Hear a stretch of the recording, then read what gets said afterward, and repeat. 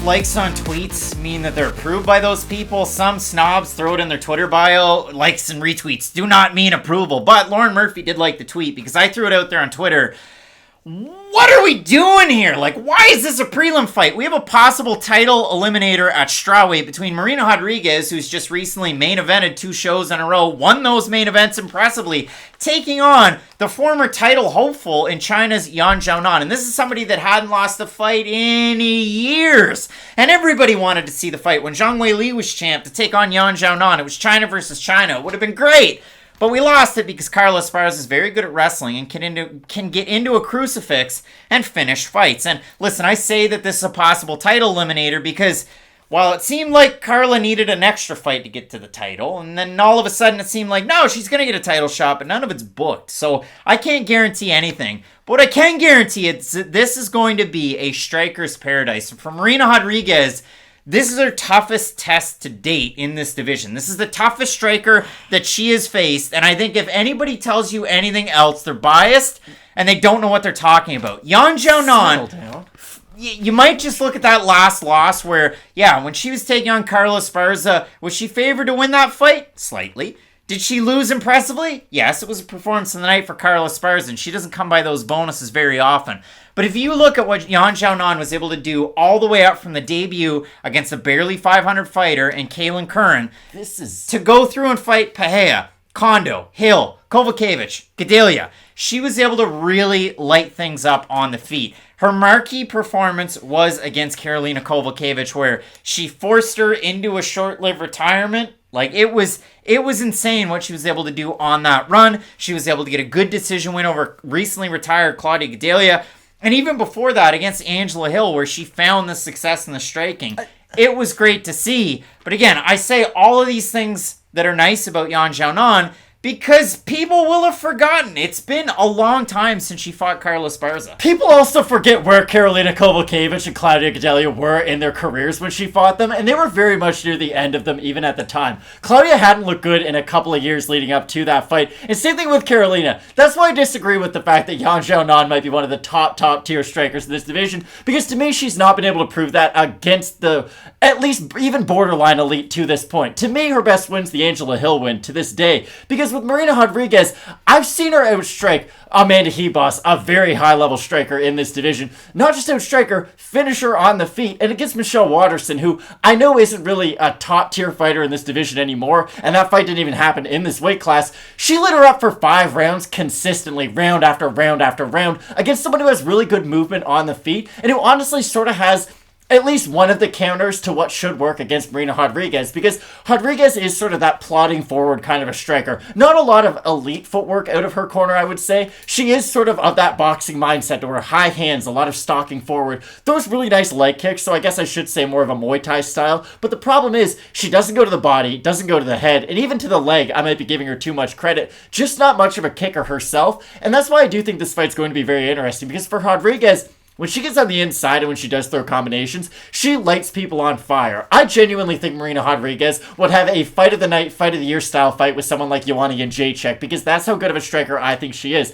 Against Xiaonan, I think this is going to be a very good fight, because Xiaonan does have a lot of the same strengths that Marina Rodriguez does, but both these fighters have the exact same clear-cut weakness, and that's why I don't know if we're going to learn a lot about either athlete coming out of this fight. I know that's a weird thing to say, because I agree with you. This could be a title eliminator for both of these women, but Xiaonan, what do we know about her? Very good striker, very dynamic striker on the feet, can mix in her kicks, but her Achilles heel is the takedown defense. Marina Rodriguez, great elbows, great up-close boxing. Her massive weakness is also the wrestling defense, so I don't think either fighter is going to completely fix that hole in their game just based off this one fight, but I do think we're going to get a 15-minute striking affair between these two fighters. I think it's going to be really fun. But to me, I really do think the inside is going to be a big key for Marina Rodriguez. She's interesting because she won't often go to the clinch. She's not someone who crowds her own distance too much, and that's something I really like about Rodriguez. She knows when she's in range to throw some of her longer range attacks, and when she should be a little bit more defensively minded, and that's what I really like about Rodriguez in this division. But this is what I will say. She beat the brakes off Mackenzie Dern in her last fight,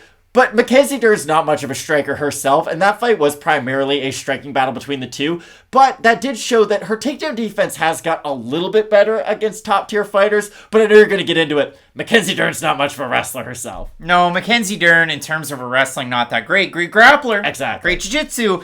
But when I do look at this fight, again, I say title eliminator because last weekend Bellator gonna Bellator, and somebody that got knocked out 3 months ago gets a title shot just because. And you look at this fight, Marina Rodriguez is in the Leah McCourt phase of her career. Like, you're expected to win. You're expected to get the title shot. She's better by a lot. But if you lose, you end up giving the title shot to the other fighter. And that's not to say... Listen, Ioana Jędrzejczyk might get a title shot. Really, it's a sport-entertainment mix. And when you factor in the entertainment value, that's why I don't think Yan Xiaonan, if she wins, she gets it. I think 5 rounds of Rodriguez versus Jędrzejczyk at some point, though, in my life. Oh, I think somebody definitely does. Again, going back through watching the fights for Yan Xiaonan, I just want to stress how big of a favorite and how good she was in those performances. Against Curran, minus 140. Against Pereira, plus 140. Minus 400 against Yuri Kondo. Minus 225 against Angela Hill, who's a damn good striker if she's anything. Minus 270 against Kovacevic. Minus 190 against Gadelia. Minus 135 against Carla Esparza. Yan Xiaonan was the future until her last fight. And one thing that we do it, you do it, MMA fans do it. You're only as good as your last performance. I disagree, though, but I think the odds were that way, though, because a lot of that is to where her competition was at that stage of their career. Hear me out. So these are the odds for this weekend. Yan Xiaonan opened a plus 160, the biggest underdog she's been in her UFC career, plus 220 right now. Marina Rodriguez opened minus 180, minus 278 right now. So again, Marina Rodriguez is a big favorite. Let's look at the Topology votes before we go too far. Surprise to us there to you. I'm going to say 77% Marina Rodriguez over under. I'll say slightly under. Slightly under. Wow. 656 total votes, 92% Rodriguez, 79% by decision, 14% by knockout. For the 8% that have Yan Xiaonan, 72% by decision. So again, I look at this fight as being closer than the odds are. I have Marina Rodriguez to win, but when your implied probabilities get up around 73 to 75% on somebody, I do worry because I see this fight being closer. So I could understand a pick for Yan Xiaonan. She definitely throws great volume on the feet. I do think Marina Rodriguez, slightly better technical striker. But I do like Yan Xiaonan, again, switching it up once more, going to Team Alpha Male for another camp for this one, and really working in the grappling. I don't see how it pays off in this fight unless she decides to go offensive with her takedown attempts, which have worked in the past, but again, I just don't see it against Rodriguez, and I do like Rodriguez in this matchup with the quality of opponent that she's had lately, and the way that she's really been able to pull ahead with that great Muay Thai striking.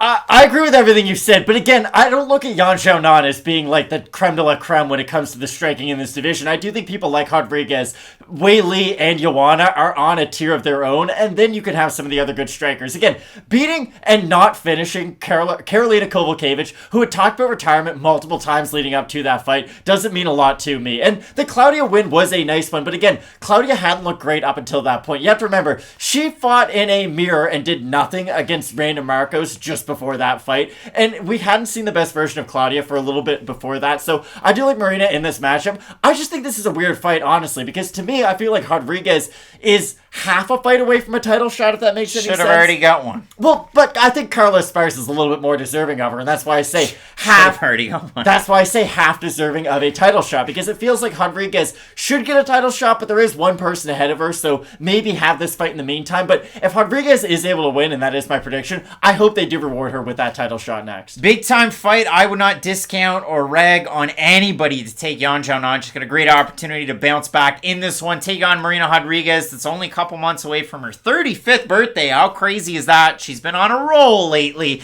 Let us know down below in the comments section who you have in this fight. We got some big time bangers coming up later on in the card that you're not going to want to miss. Keep locked in with Fight Night Picks. We always say, let's get into it.